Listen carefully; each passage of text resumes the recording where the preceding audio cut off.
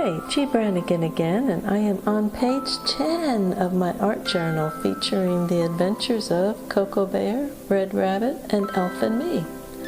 I'm doing a very loose sketch of my characters and the composition, and then I'm going to get right into it with laying down some water and applying a light coat of cerulean blue. Next, for the ocean, I'm going to use ultramarine blue and water. For ocean waves, I'm using ultramarine blue darker,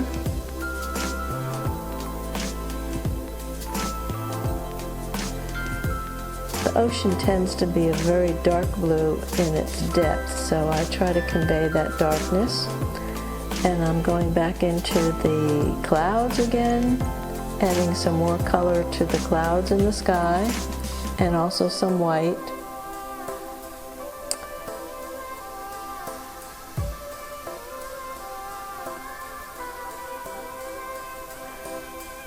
Then I'm going to concentrate with adding a little bit of character to the sail. So with that done, then I go back into the water, which is a deep, deep water color at the far horizon, representing that it's a deep water, with a lot of ultramarine blue, layers upon layers, till I build up a good deep color that I like. In the foreground, I'm making like waves that are interconnecting, because I believe that the water is an interconnecting force. Each wave and each ripple connects with the next.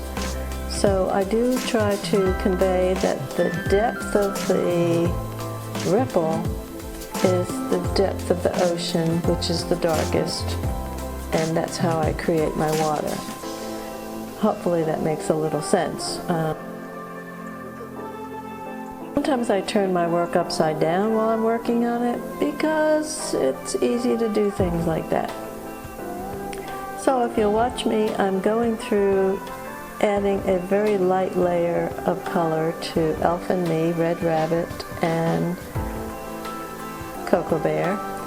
And I do this frequently. I layer up the colors, starting with something light, and then I go into it to darken where the shadows are, or to add character to the face.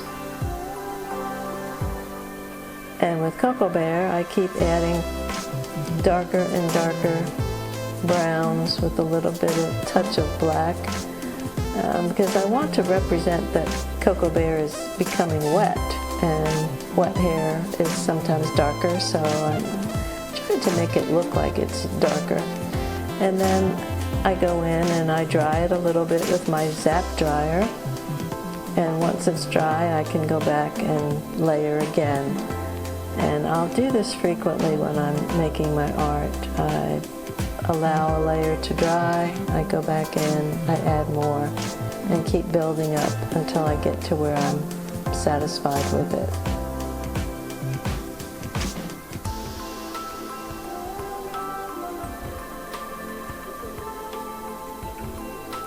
Cocoa Bear has been a funny character, very adventurous.